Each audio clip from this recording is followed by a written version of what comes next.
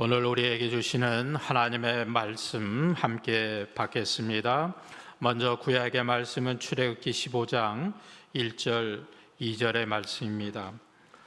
구약 성경 104면 전후에 있습니다. 출애굽기 15장 1절 2절의 말씀을 제가 봉독해 드리겠습니다. 이때에 모세와 이스라엘 자손이 이 노래로 여호와께 노래하니 일렀으되 내가 여호와를 찬송하리니 그는 높고 영화로우시며 말과 그 탄자를 바다에 던지셨음이로다. 여호와는 나의 힘이여 노래시며 나의 구원이시로다. 그는 나의 하나님이시니 내가 그를 찬송할 것이요 내 아버지의 하나님이시니 내가 그를 높이리로다. 아멘. 신약의 말씀은 누가복음 4장 1절 2절의 말씀입니다. 신약 성경 93면 전후에 있습니다. 누가복음 4장 1절 2절의 말씀 우리 함께 한 목소리로 합독하겠습니다. 4장 1절 2절입니다. 예수께서 성령의 충만함을 입어 요단강에서 돌아오사 광야에서 40일 동안 성령에게 이끌리심에 마귀에게 시험을 받으시더라. 이 모든 날에 아무것도 잡수시지 아니하시니 날수가 다함에 줄이신지라. 아멘. 예배를 위하여 준비된 동영상 우리 하나 보도록 하겠습니다.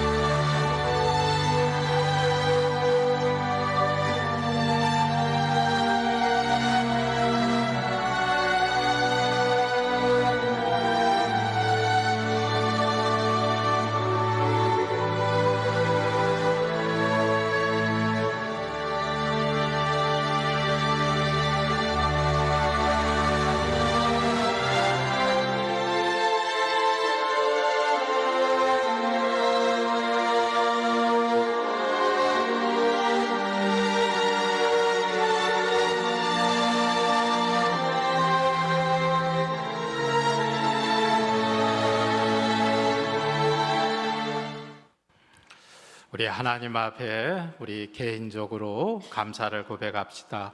저를 따라서 한번 해보십시다. 하나님 감사합니다 하며 고백합시다. 하나님 감사합니다. 여러분에게 늘 감사의 고백이 있게 되기를 주의 이름으로 축원합니다. 어느 가정의 아빠가 출장에서 돌아와 오랜만에 집에서 식구들과 함께 저녁을 먹게 되었습니다. 근데 둘째 녀석이 유치원에서 어떻게 배웠는지 감사히 먹겠습니다 하며 밥을 먹는 것입니다. 어찌나 예쁘고 대견하던지 그 가족 식구들은 한 가지 결정을 했습니다. 앞으로 항상 감사 인사를 하고 밥을 먹자. 그러던 어느 날 식탁에 반찬이 딸랑 2가지만 올라왔습니다. 그 아빠가 아이들 앞에서 불평도 못하고 그래도 감사 인사는 해야 될 것 같은데 아빠는 자신도 모르게 간신히 먹겠습니다 라고 했다고 합니다. 감사하는 것이 그렇게 쉽게 되지 않습니다. 감사하다는 말은 내가 누구에게 고마운 마음이 있다는 뜻입니다. 감사할 일이 있어서 누구에게 고마워서 자발적으로 마음이 동해서 하는 표현입니다. 감사한 마음을 어떤 것으로 표현하여 전달할 때 그것을 사례라고 말합니다. 사례, 감사를 표현하는 예의라는 뜻입니다. 상대방이 베푼 호의와 은혜와 도움을 기억하고 그것에 대한 감사한 마음을 어떤 것으로 마음에 담아 표현하는 것입니다. 그런데 이 사례라고 하는 것이 가끔 뇌물이 되기도 합니다. 모양은 감사한 마음을 담은 사례이지만 그것으로 인해 나에게 또 다른 이익이나 도움을 요구하는 의도를 담아서 사례하는 것이면 그것은 뇌물입니다. 우리의 신앙생활 가운데에도 하나님께 감사를 드리는 것이 아니라 하나님께 뇌물을 드리는 사람들이 있습니다. 하나님께서 베푸신 은혜에 감사를 드리는 것으로 끝나지 않고 내가 하나님 앞에 이렇게 감사를 드렸으니까 그거 감사로 끝나지 않고 하나님 앞에 뇌물이 되어 버립니다. 여러분, 하나님께 뇌물을 드리지 마십시오. 하나님께서는 뇌물을 기뻐하지 않으실 뿐만 아니라 뇌물에 의해 움직이시는 분이 아닙니다. 내가 하나님께 헌금을 얼마 했으니까, 내가 하나님 앞에 이렇게 했으니까 하나님 나를 더 많이 복 주셔야지, 하나님 내가 그렇게 했으니까 더 많이 채워주셔야지, 그런 뇌물은 아무런 힘을 쓰지 못하는 물질일 뿐입니다.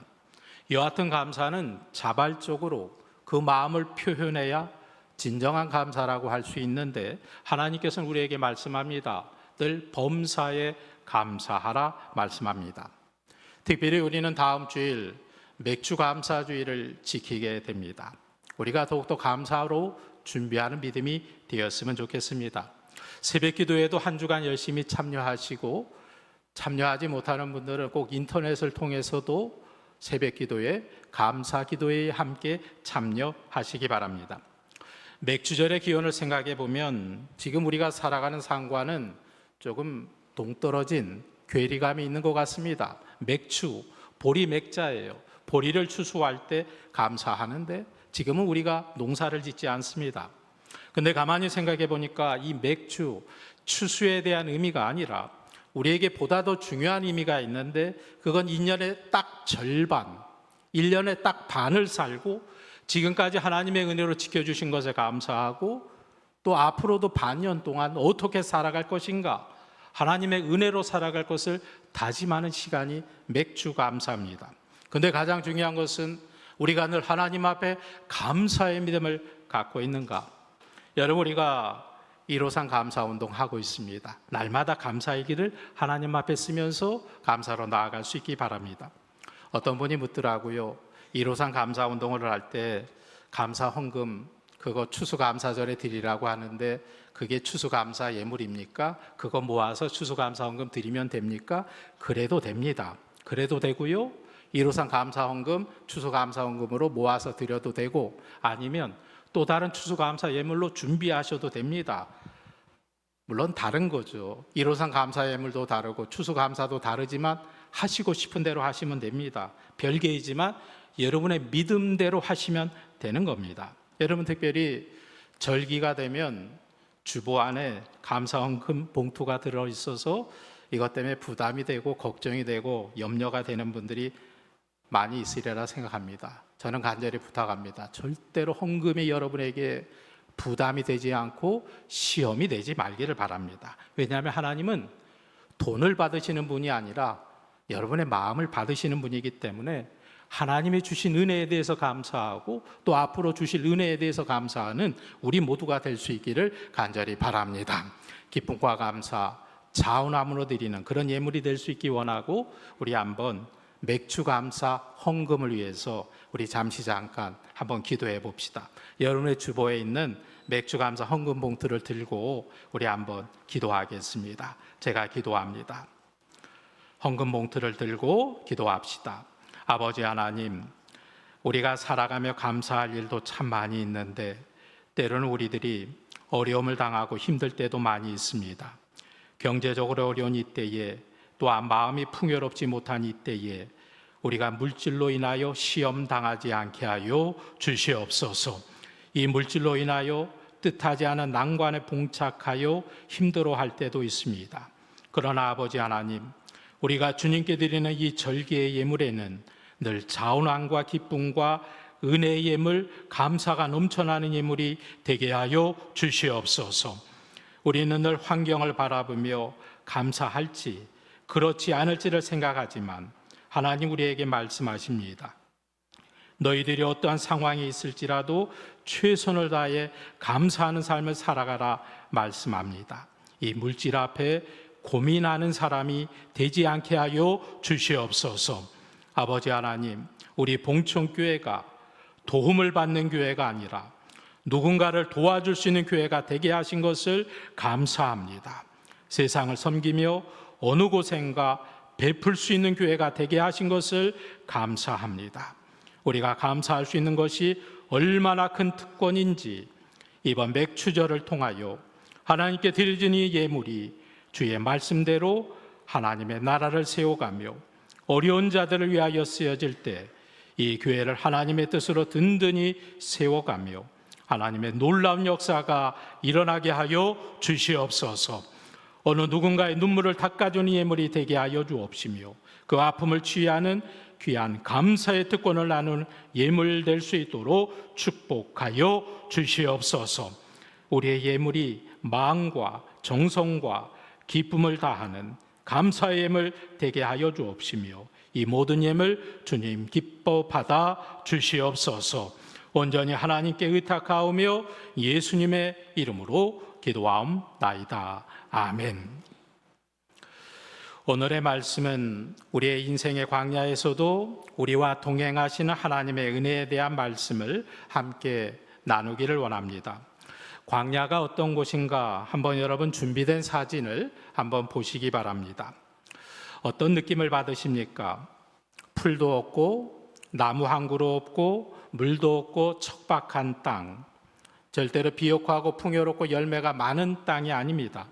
예수님도 이 광야에서 마귀의 시험을 받으셨고 그 마귀의 시험을 이기셨던 장소가 바로 광야입니다. 우리 봉천의 성도님들도 인생의 광야를 만날 때마다 주님과 동행함으로 승리하게 되시기를 주의 이름으로 축원합니다. 오늘 말씀을 이해하기 위하여 우리의 상상력이 좀 필요할 것 같습니다. 구약의 이스라엘 백성들이 앞서 영상에도 보았듯이 하나님의 능력과 하나님의 기적으로 홍해를 건너게 되었습니다. 그건 분명 하나님의 은혜요, 하나님의 기쁨이요, 감격이었습니다. 그런데 머지않아 그들 앞에 놓여진 땅은 비옥한 가나안이 아니라 광야였습니다. 아직 축복의 땅이 아니라 험난한 광야의 길을 걷게 되었습니다. 이스라엘 백성들이 광야를 건너기 전에는 분명히 그들에게 두려움이 있었을 것입니다. 그런데 홍해를 건넌 이후에는 감사가 있었고 그들에게 찾아오는 자신감이 있었습니다. 홍해를 건너고 안 건너고는 오늘 우리들에게 주어진 선택입니다. 그런데 홍해를 건넌 사람과 홍해를 건너지 못한 사람은 완전히 다른 삶을 살게 되어 있는 것입니다. 얼마 전에 제가 어느 교회에 컨퍼런스 세미나에 참석할 때 그 교회의 어느 평신도 남자 권사님의 짤막한 간증을 듣게 되었습니다. 이분은 40년 신앙생활을 하면서 그분은 20년 동안 저기 찬양대를 이끌었던 누가 봐도 신실했던 크리스찬이었고 본인이 늘 그렇게 자부하던 사람입니다.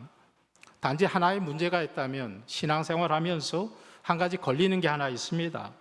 도박을 끊지 못하는 거예요.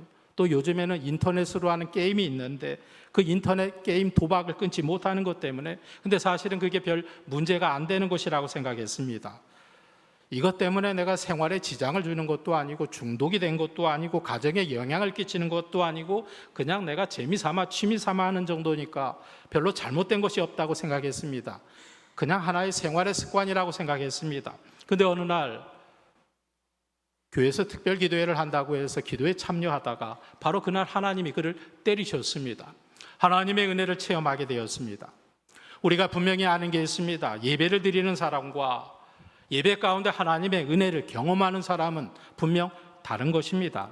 여러분이 예배 가운데 하나님의 은혜가 여러분에게 임하게 되기를 주의 이름으로 축원합니다. 이스라엘 백성이 다 같은 이스라엘 백성이 아니라 홍해를 건넌 감격이 있는 사람과 홍해를 건너지 못한 사람은 다른 것입니다. 이분이 인격적으로 하나님을 만나고 나서 깨닫게 된 것이 본인은 죄로 생각하지 않았는데 하나님이 싫어하신다는 것을 알게 된 겁니다. 나는 아무 문제가 없다고 생각했지만, 중독되지 않으면 괜찮다고 생각했지만 가만히 생각해 보니까 거기서 빠져나오지 못하는, 거기서 헤어나오지 못하는 그 자신의 연약한 모습을 보게 됩니다. 이분은 찬양대주의를 20년 동안 하면서 정말 이해할 수 없는 것 중에 하나가 바로 이겁니다. 왜 찬송가를 1절만 부르면 됐지? 아니 1절 말고 또 2절만 부르면 됐지? 왜 3절, 4절, 어떤 찬송은 5절까지 있는가? 그렇게 부르는 게 너무 지루하더랍니다. 왜 똑같은 음으로 부르는 건데 1절, 2절 부르면 끝나면 되지? 왜 또 5절까지 그렇게 지루하게 불러야 되는가? 그게 이해가 안 된다는 거예요. 또 수십 년 예수님을 믿으면서도 3분 이상 기도를 못하는 거예요. 3분 이상 기도를 해보지 못하는 거예요. 그분은 이혼의 아픔을 겪었고 교회에서 신앙생활하면서 똑같이 또 다른 이혼의 아픔을 겪었던 어느 남자 권사님을 만나게 됩니다. 이 두 사람이 좋은 신앙의 멘토가 되어서 신앙생활하던 중에 이분이 이 도박에 빠져있는, 중독에 빠져있는 이분에게 그런 고백을 하는 거예요. 내가 어느 날 찬송을 부르다가 막 눈물이 솟구쳐 나오더라는 거예요. 그 찬송이 무엇인가? 신자 되기 원합니다. 그 찬송이에요. 거룩하기 원합니다. 진심으로 예수 닮기 원합니다. 그 찬송을 4절을 부르는 중에, 그 찬송을 부르는 중에 눈물을 주체할 수 없었답니다. 내가 정말 하나님이 받으시는 신실한 성도인가? 내가 하나님 앞에 예배한다고 나왔는데 하나님을 닮아가는, 주님을 닮아가는 성도인가? 그동안 자신이 즐기던 모든 것에 어느 한순간에 내가 했던 모든 것이 옳지 않았던 것을 깨달아 알게 됩니다. 자기 자신이 너무 한심하기도 하고 그래서 울었다는 거예요. 근데 그 다음에 이상한 일이 일어납니다. 내가 그거 끊어버리면 못 살 줄 알았는데, 내가 그거 꼭 붙들고 살아야 되는 줄 알았는데, 3분 이상 기도하는 사람 이해할 수 없었는데, 찬송가 1절 이상 부르는 거 이해할 수 없었던 내가 하루에 몇 시간씩 기도하고 찬송하는 것이 그렇게 즐거울 수 없었다는 거예요. 또 하나 특이한 사건은 그 사람이 자기 기도만 한 게 아니라 다른 사람 위하여 중보하며 기도하는 사람이 되어 있더라는 거예요. 그리고 크게 변화된 것은 하나님께서 내 삶을 또 다른 길로 인도하실 거다. 하나님이 나를 변화시킬 것이다. 놀라운 변화의 마음으로 기쁨과 감사로 살아가게 되었다는 겁니다. 우리는 그런 사람을 보며 그렇게 이야기할 수 있습니다. 당신은 홍해를 건넜군요. 당신은 홍해를 건너간 사람이군요. 홍해를 건너가기 전에는 그것이 너무나 큰 두려움이었고 내가 어떻게 이렇게 살아갈 수 있겠는가 생각할 수 있을지 모르지만 홍해를 건너갔군요. 홍해를 건너고 나니까 그에게 찾아온 새로운 기대감이 생기기 시작합니다. 홍해를 건너기 전에는 의미 없는 삶과 신앙생활이었지만 홍해를 건너고 나니까 그를 인격적으로 만나주신 하나님 때문에 그에게 삶의 자신감이 생기게 되었다는 겁니다. 그리고 깨닫습니다. 하나님은 나와 동행하시는 분이구나. 하나님은 절대로 내 아버지의 하나님이 아니라, 추상적인 하나님이 아니라 나와 함께 홍해를 건너가게 하셨던 하나님이구나. 그런 믿음으로 그의 인생의 길을 걸어가게 되었다는 것입니다. 여러분 모두에게 그런 삶이 있어지게 되기를 주의 이름으로 축원합니다. 여러분, 오늘 홍해를 건넌 이스라엘 백성들의 모습을 생각해 보십시오. 그들은 하나님 앞에 어떤 마음이었을까요? 그건 기대감이고 하나님의 놀라운 은혜에 대한 찬양의 믿음이지 않았겠는가? 오늘 본문 출애굽기 15장 1절 2절에 말합니다. 이때 모세와 이스라엘 자손이 이 노래로 여호와께 노래하니 내가 여호와를 찬송하리니 그는 높고 영화로우시며 말과 그 탄자를 바다에 던지셨음이로다. 2절은 우리 함께 읽겠습니다.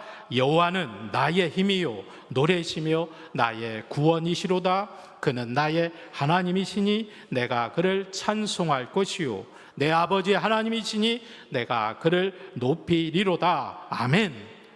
지금까지 이 사람은 하나님을 귀로만 들었던 거예요. 근데 이제는 홍해를 가르신 하나님, 내 인생의 문제를 해결하신 하나님, 새롭게 펼쳐진 광야 앞에서 하나님 앞에 새로운 기대로 나아가는 거죠. 하나님의 능력을 보게 된 거죠. 그리고 고백합니다. 여호와는 나의 힘이십니다. 하나님은 나의 구원이 되십니다.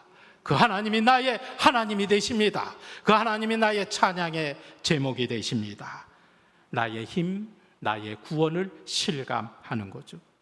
그러니 얼마나 좋았겠습니까? 그 하나님이 얼마나 자랑스러웠겠습니까? 마치 어린아이가 자기 아버지를 자랑하는 것과 같이 그들은 감격 속에 목청이 터지라 하나님을 찬양합니다. 저는 오늘 여러분에게 그런 믿음의 도전을 드리고 싶습니다. 그냥 들어왔던 하나님, 설교 속에 들었던 하나님, 누구에게 간증으로 알게 된 하나님, 그런 하나님이 아니라 바로 그 하나님, 나의 하나님이 될 수 있기를 주의 이름으로 축원합니다. 그 능력의 하나님이 바로 여러분의 하나님, 여러분 자신의 하나님 되시기를 주의 이름으로 축원합니다. 우리의 신앙은 늘 분명한 경계선 안에 놓여 있습니다. 홍해를 건너지 못한 사람과 홍해를 건넌 사람. 여러분, 우리의 인생에는 늘 홍해가 있습니다. 근데 이 홍해는 누가 대신 건너줄 수 없는 강입니다. 우리는 이 홍해를 건너가야 됩니다. 그 홍해를 건너고 광야를 통과해야 가나안 땅에 들어갈 수 있습니다. 저는 오늘 예배하는 우리 봉천의 성도들, 하나님 앞에서 또 하나님과 함께 홍해를 건넌 사람들인 줄로 믿습니다. 그리고 아직까지 못 건너신 분이 있다면 반드시 그 홍해를 건너는 은혜가 있게 되시기를 주의 이름으로 축원합니다. 이제 우리가 이 홍해를 건넜습니다. 그 다음 문제가 무엇일까요? 광야길을 걸어가는 거예요. 홍해를 건넜기 때문에 모든 문제가 해결된 것이 아닙니다. 광야를 거쳐가야 됩니다. 광야는 앞으로 겪게 되는 끝없는 위험과 고통을 가져다 줄 것입니다. 하나님과 함께 하는데도 고통이 있습니다. 저는 오늘 말씀을 묵상하며 이스라엘 백성들에게 고통이 축복이다, 그런 생각을 또다시 하게 됩니다. 여러분, 고통이 축복입니다. 누가 이렇게 말하면 굉장히 듣기 싫은 말이죠. 나는 지금 힘들어 죽겠는데, 나는 지금 살기 힘들어 죽겠는데 자꾸 나보고 당신의 고난이 오히려 축복입니다 라고 말하면 이처럼 듣기 싫은 말이 어디 있습니까? 나 하나님 믿는데 좀 편하게 살고 싶은데 이 고통을 지나야 축복이 온다고 하는데 그냥 고통 없이 축복 주시면 안 됩니까? 제가 꼭 이런 병에 걸려서 하나님을 찾아야 됩니까? 이거 없이 하나님 찾으면 안 됩니까? 이스라엘 백성을 통해 보여주시는 것이 너희들에게 그 고난이 축복이라는 거예요. 왜? 너희들이 이 홍해를 건너지 않는다면, 너희가 이 광야의 산 가운데 그렇게 고난이 없었더라면 나의 그 큰 능력을 체험할 수 없기 때문에 홍해를 건너고 광야를 지나는 그 가운데 하나님의 하나님 되심을, 하나님의 능력을, 하나님의 위대하심을 체험할 수 있기 때문에 하나님과 늘 동행하며 고통 가운데 위대하신 하나님의 능력을 경험하며 그 하나님을 나의 하나님으로 고백하며 살아갈 것인지, 아니면 고통 가운데도 늘 불평하고 걱정하고 염려하고 의심하고 그런 가운데 내 인생의 광야길을 걸어갈 것인지 하나님은 우리에게 도전하고 있습니다. 간혹가다 저희 목사들도 처음에 서원했던 마음을 버리고 젊은 날 목회자가 되기로 결단했던 그 마음을 버리고 목회를 중도에 포기하는 그런 사람들도 있습니다. 요즘 들어 굉장히 많습니다. 참 안타까운 현실입니다. 하나님의 부르심과 비전으로 시작했는데 하다 보니까 힘들 줄 몰랐다는 거예요. 한마디로 하나님 그러실 줄 몰랐습니다. 하나님 이럴 줄 몰랐습니다. 여러분, 우리는 미래를 모르고 출발했을지 모르지만 과거와 현재를 인도하신 하나님께서 우리를 실망시키시겠습니까? 하나님은 절대로 우리를 실망시키지 않으시는 줄로 믿습니다. 하나님은 반드시 우리의 길을 인도하실 줄로 믿습니다. 저는 오늘 여러분에게 믿음으로 도전합니다. 우리는 이미 홍해를 건넌 사람들입니다. 이럴 줄 몰랐습니다가 아니라 이 길 가운데서 위대한 하나님을 만나는 여러분이 되시기를 주의 이름으로 축원합니다. 그분을 찬양할 수 있어야 합니다. 바로 이것이 믿음의 능력입니다. 이스라엘 백성은 광야를 지나가며 더 이상 그들은 방랑자가 아닙니다. 떠도는 자들이 아닙니다. 그들은 순례자입니다. 순례자는 누구입니까? 돌아갈 곳이 있다는 거예요. 약속의 땅이 있다는 거예요. 돌아갈 본향 가나안이 있다는 거예요. 하나님은 그들로 하여금 가나안 땅으로 인도하시겠다고 하는 하나님의 약속을 붙들고 순례자로 그 믿음으로 살아갑니다. 구원의 은혜를 체험한 자는 하나님을 찬양하지 않고는 견디지 못합니다. 오늘날 이스라엘 백성의 이 찬양 가운데 우리가 주목해야 될 것이 있는데 우리 다시 한번 출애굽기 15장 1절 2절의 말씀을 여러분 보십시오. 이때 모세와 이스라엘 자손이 이 노래로 여호와께 노래하니 일러스되 내가 여호와를 찬송하리니 그는 높고 영화로우시며 말과 그 탄 자를 바다에 던지셨음이로다.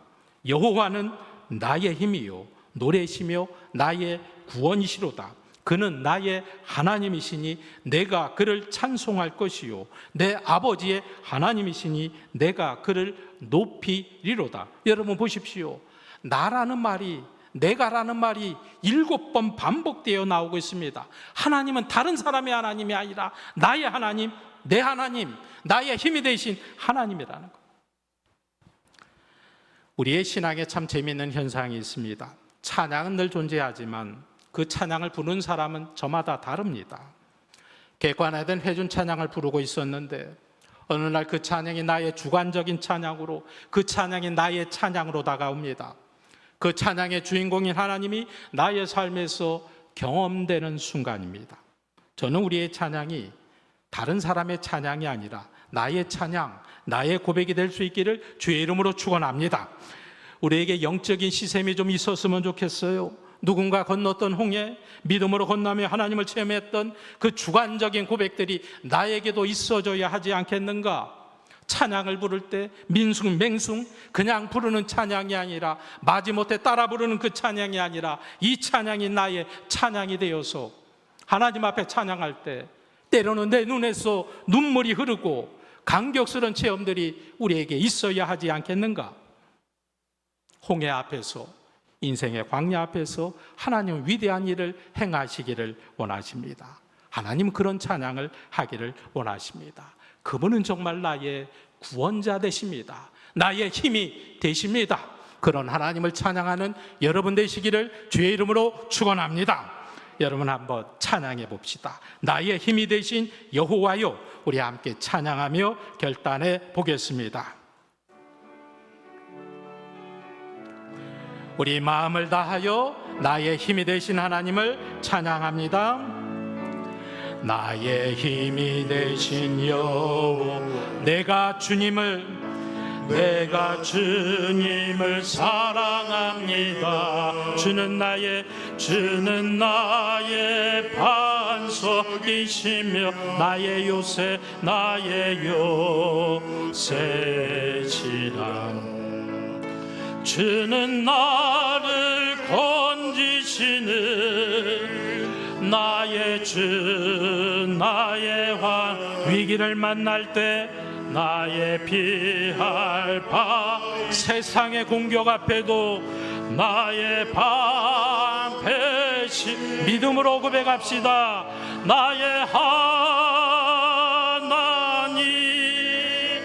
나의 하나님, 구원의 뿔, 나의 나의 산성이라 나의 산성이 나의 하나님 나의 하나님 나의 하나님 그는 나의 여호와 나의 구세주 나의 구세 한 번 더 찬양 나의 생명이시여 내가 주님을 주는 나의 사랑이시요 주는 나의 사랑이시며 나의 주님은 나를 이끄시어 주는 나를 이끄시어 주의 길 인도하시며 나의 생의 목자 되심이 내가 다른 나의 하나님 나의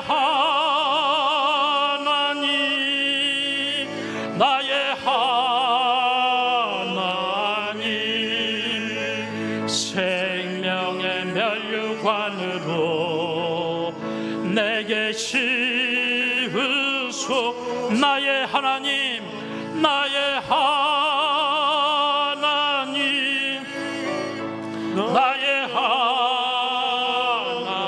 하나님 그는 나의 여호와 나의 구세주 저는 그런 생각을 합니다. 기적이 일어나는 때는 기적이 일어나지 않으면 안 되는 바로 그때에 하나님은 일하시고 기적을 일으키십니다. 기적이 일어나지 않으면 안 되는 그때에 하나님은 역사하십니다. 여러분은 갑자기 머리가 아프면 하나님을 찾습니까? 타이레놀을 찾습니까? 아마 타이레놀이 하나님보다 더 커 보이겠죠. 하나님 안 찾아집니다. 우리가 하나님 찾는 때가 언제인지 아십니까? 하나님이 기적이 일어난 때가 언제인지 아십니까?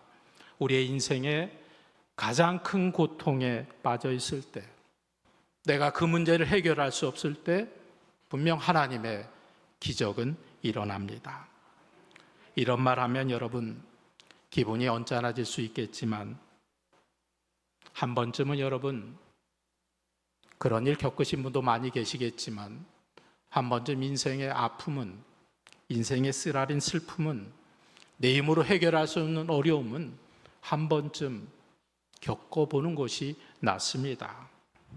그건 우리를 망가지게 하는 게 아니라 다시 하나님을 붙들게 하는 일이라면 기뻐하고 즐거워하십시오. 내 손을 떠나간 일 가운데서도 하나님의 능력을 여러분 한번 구해 보십시오. 그때 우리도 이스라엘 백성과 같은 그런 고백과 찬양을 할 수 있지 않겠는가? 말씀을 준비하다가 예화집에서 보게 된 어떤 부부의 이야기입니다. 행복하게 잘 사는 부부가 있었습니다. 근데 언제부턴가 이 아내의 눈이 시력이 나빠지기 시작했습니다. 직장을 다니는 아내가 혼자 직장에 갈 수 없는 상황이 됩니다. 남편이 그 아내를 늘 직장에 데리고 다닙니다. 데려다 주고 데려다 오고 그렇게 늘 부인을 따라다니면서 그렇게는 계속 살 수 없을 것 같아서 어느 날 남편은 아내에게 이야기합니다. 여보, 이제는 당신이 좀 혼자 출근하고 혼자 퇴근을 해봐요. 당신 안 보여도 혼자 할 수 있는 거 해야지. 언제까지 이렇게 내가 데려다 주냐고? 살아가는 방법을 찾아보라고. 아내는 남편이 그렇게 말해서 너무나 서운했답니다. 이제는 내 남편이 나에 대한 애정이 식은 거구나, 그렇게 생각이 되었습니다.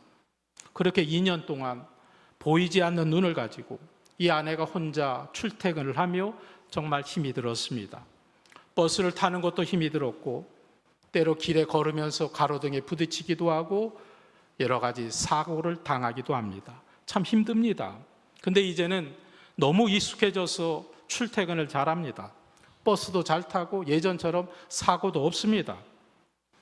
어느 날 버스에 오르는데 그 마을버스 기사 아저씨가 늘 타고 다니는 버스이니까 그 기사 아저씨가 이 눈이 안 좋은 이 아내를 보고 이렇게 인사를 합니다. 아주머니는 참 행복하시겠네요. 아니, 눈도 안 보이는 내가 이렇게 살아가는 내가 뭐가 행복합니까? 그 말에 기사가 이렇게 얘기합니다.